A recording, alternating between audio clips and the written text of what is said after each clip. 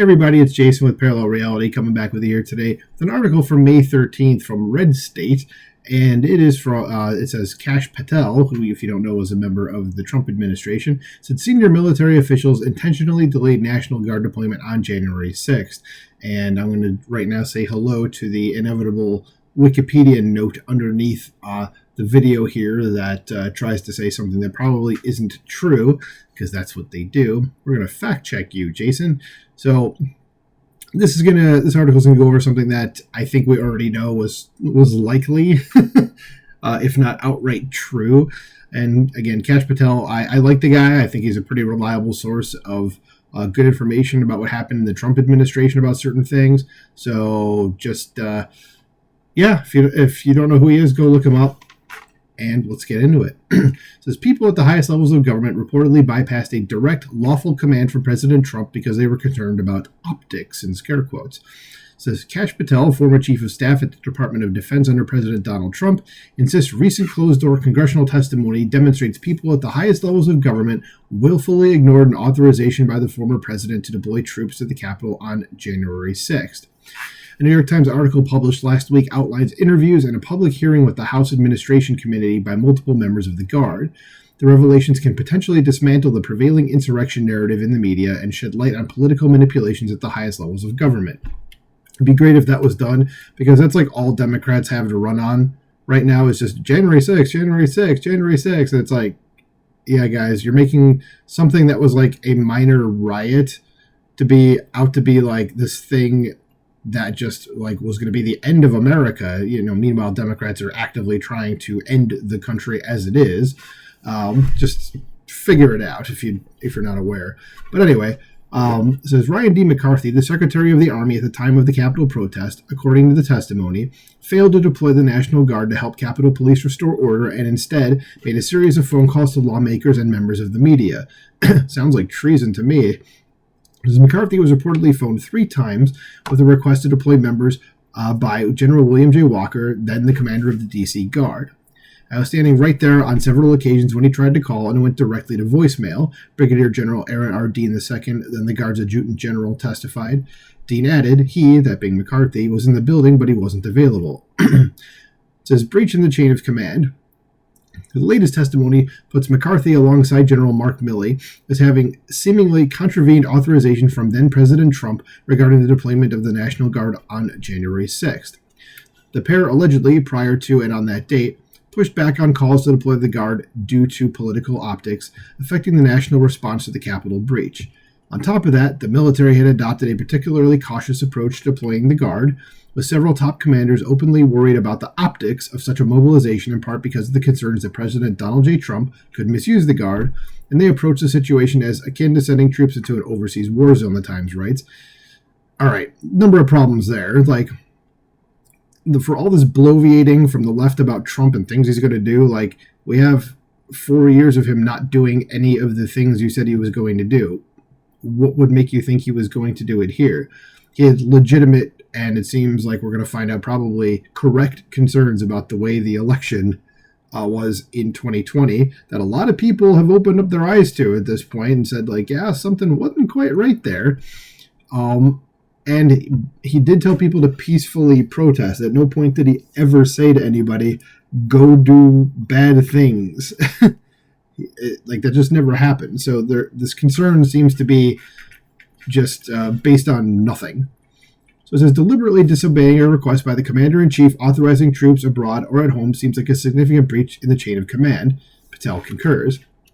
And I find it to be treason in my estimation, but I could be wrong. It says the critical issue here is that the Secretary of the Army and General Milley bypassed a direct lawful command from President Trump, opting instead to delay the deployment of the National Guard on January 6th for the sake of political optics, and in doing so violate the chain of command, he tells Red State, and Milley should be arrested for treason too. The guy was awful at his job. So there's initial delays. Patel, widely expected to be tapped for a national security role in a prospective second term for President Trump, which he should be, suggests the testimony, combined with already public information regarding delays in utilizing the National Guard, needs to be examined further. Retired U.S. Army Lieutenant General Keith Kellogg stated that Trump did authorize National Guard troops to be deployed to Washington, D.C. before the breach of the U.S. Capitol. The assertion that the former president authorized such action has been disputed by Democrats and the media. Kellogg, however, a one-time national security advisor in the Trump administration, has said he was in the room when the request was made. Whoopsie for the Democrats. Looks like he got that one wrong again, as, well, pretty much everything at this point. Says Patel, in a statement given to Red State, claims former House Speaker Nancy Pelosi and Muriel Bowser, mayor of the District of Columbia, had a role in the initial refusal to deploy troops. Arrest them as well. Says, this deliberate slow rolling portrays a clear intent to gut the president's preemptive authorization of the National Guard days prior, which have been declined by Speaker Pelosi and Mayor Bowser, he said. It also shows why further delays orchestrated on the day of January 6th by Secretary McCarthy and General Milley land squarely at the feet of these cowards. Milley claimed the National Guard was deployed to the Capitol at sprint speed. The Times, though, points out that there was a more than 4-hour delay in doing so, and multiple calls from General Walker went unanswered. So at sprint speed of what? Like a snapping turtle? Like 4-hour delay, but sprint speed? Again, Milley is just a dishonest piece of garbage. Arrest him for treason, please. As the delay continued even after Walker received a call from Stephen Sund, the chief of the Capitol Police at the time of the January 6th incident, describing shots fired. There's shots fired. I need your help right now, General Dean said he heard Sund say, and you can hear it in his voice. His voice was shaking. You could hear it in his voice, and so he would have sent them right then. Instead, senior military officials remained less concerned about safety in a volatile situation and remained stubbornly guarded against providing bad optics to the media. I'm not sure why we're concerned about optics when it comes to, saving lives and preventing damage and loss of property, but okay, Dean reportedly said. It's a good comment there.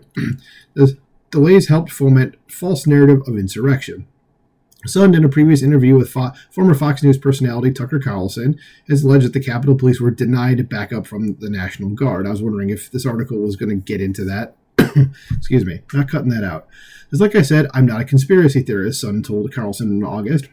But when you look at the information and intelligence the military had, it's all watered down. I'm not getting intelligence. I'm denied any support from the National Guard in advance, he said. I'm denied the National Guard while we're under attack for 71 minutes. There is no reason they shouldn't have been on standby from the outset. Aside from officials from the Trump administration insisting the president had made a preemptive authorization for the Guard to be on standby, Sund also says he personally made similar requests. In his book, Courage Under Fire, Sund claimed that he had asked the National Guard to be placed on standby days before the Capitol protest. He was allegedly rejected by the House Sergeant-at-Arms, who reported to Pelosi, and the Senate Sergeant-at-Arms, who reported to Chuck Schumer. Well, there's your problem.